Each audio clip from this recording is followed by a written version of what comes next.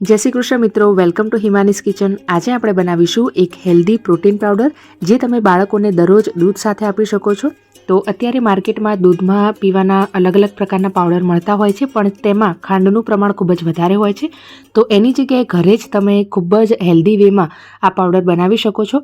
તેની માટે મેં અહીંયા 40 ગ્રામ મખાના લીધા છે।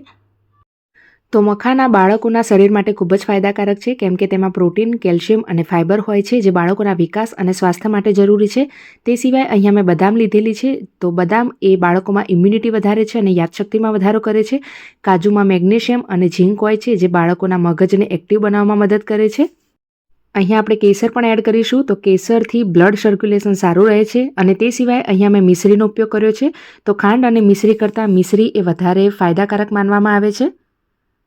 અને અહીંયા મેં તલ પણ લીધેલા છે। તો સફેદ તલ જે છે એ ઉર્જાનો સ્ત્રોત માનવામાં આવે છે, જે બાળકોને દિવસભર સક્રિય રાખવામાં મદદ કરે છે અને પાચન તંત્રને પણ સ્વસ્થ રાખે છે।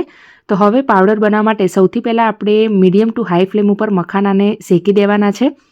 3 થી 4 મિનિટ શેક્યા બાદ હવે તેમાં આપણે તલ ઉમેરી દઈશું અને તેને પણ શેકી લઈશું। તો બંનેને મીડિયમ ટુ હાઈ ફ્લેમ ઉપર એકદમ સરસ રીતે શેકાઈ જાય ત્યારબાદ આપણે તેને એક થાળીમાં કાઢી લઈશું અને તેને આપણે ઠંડા થવા દેવાના છે। તો અહીંયા તમે જોઈ શકો છો બંને વસ્તુ સરસ શેકાઈ ગઈ છે। તેને થાળીમાં લઈ લઈએ અને હવે આપણે બદામ અને કાજુને પણ શેકી લઈએ। તો સૌથી પહેલાં બદામ એડ કરીશું અને તેને મીડિયમ ટુ હાઈ ફ્લેમ ઉપર 2 થી 3 મિનિટ માટે શેકી લઈએ।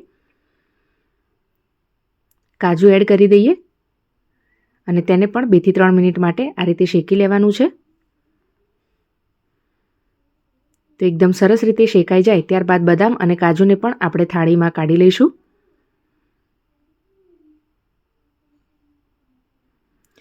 તો હવે અહીંયા જ્યારે બધી જ શેકાઈ ગયેલી વસ્તુ ઠંડી થઈ જાય ત્યારે આપણે તેને એક મિક્સર જારમાં લઈ લેવાનું છે।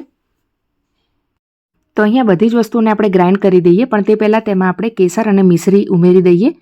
તો જે નોર્મલ આપણે ખાંડ વાપરતા હોઈએ છીએ તે ખાંડ રસાયણોથી પ્રોસેસ થાય છે અને ત્યારબાદ તે ખાંડ બને છે, જ્યારે મિશ્રી જે છે એ રસાયણો વગર પ્રોસેસ થાય છે અને તેને એક પ્રાકૃતિક ખાંડ માનવામાં આવે છે।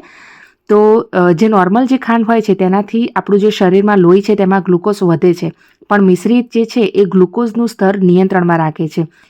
તો મિશ્રીનો ઉપયોગ કરવો એ હિતાવહ છે।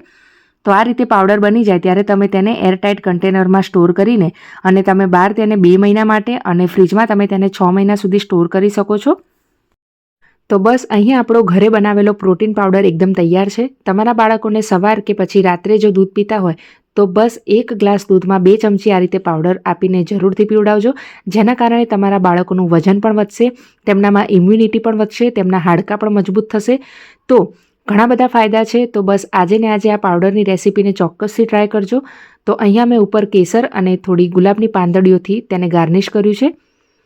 તો ટેસ્ટમાં એકદમ સરસ, બાળકોને ખબર પણ નહીં પડે કે અહીંયા આપણે આટલી બધી વસ્તુનું સેવન કરી રહ્યા છીએ અને બજારના જે પાવડર છે એના કરતાં તો ઘણો બધો સારો એવો આ પાવડર બનીને તૈયાર થાય છે।